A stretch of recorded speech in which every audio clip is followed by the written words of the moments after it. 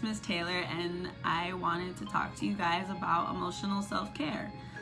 So you're probably wondering what emotional self-care is. It's okay if you don't know what it is. So self-care is usually things that you do for yourself to take care of yourself. Emotional self-care is when you are taking care of yourself but looking more into the things that deal with your emotions. It's when you are intentionally checking in with yourself. It's when you are being mindful of the things that trigger you and taking into consideration of your thought patterns and finding ways to better handle your emotions when life happens. And as this year has been a major life happens. We have a pandemic going on. We have a lot of racial inequalities and racial injustices in this country that needs to be dealt with. And so there's a lot of civil unrest about that. We're also going through an economic crisis. People are unfortunately, they're losing their jobs. People are stressed about how to provide for their families. And it's a lot. It's a lot to take in. And this is only the first year of the decade.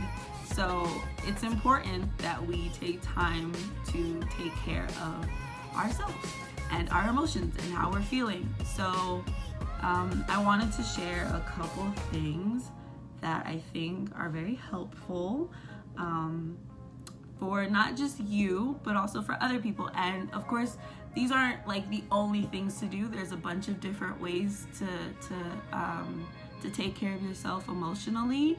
And I really hope and I really encourage you to look into them and share them with your loved ones and stuff like that. So first things first, the easiest one is a journal. This is my diary. No, it's not my diary.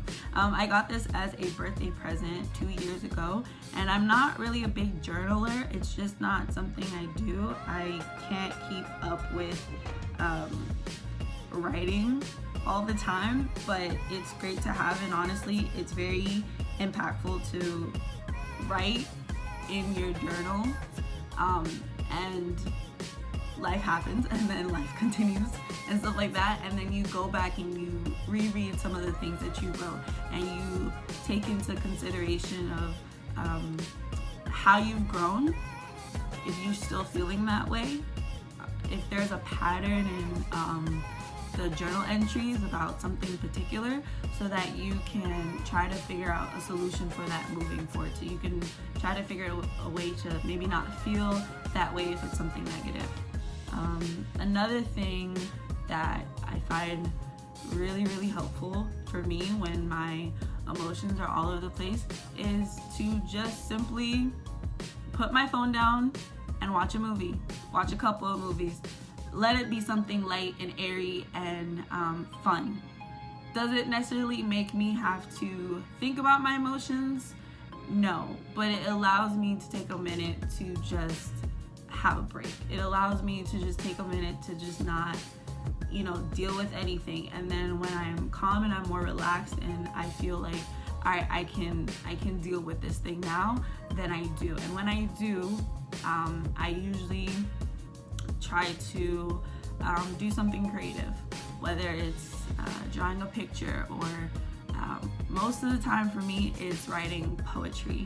And I find that when you are in a space where you can intentionally think about the things that are going on, it's helpful. I know for some people they like to listen to music, they like to cook. When I'm angry, especially when I'm angry, I clean. Don't know why, it just makes me feel calmer when I am like scrubbing down a dirty dish when I'm fuming. It calms me down and the house ends up being clean. I really just want you to understand that it's not so much about what you do to take care of your emotional health. It's just that you are doing it and that you continue to find new ways to perfect it. Also, I encourage you greatly to just reach out to somebody and ask them for help, and to just understand that we are all in this together, literally, and the only way we're gonna get through this is together. So I hope that was really helpful, and I hope that you guys are staying safe and taking care of yourself, and enjoy the rest of your day. Bye. What's up, guys? Just I want a reminder that, stay tuned for more videos, and like and subscribe to our platforms, and we catch you in the next episode.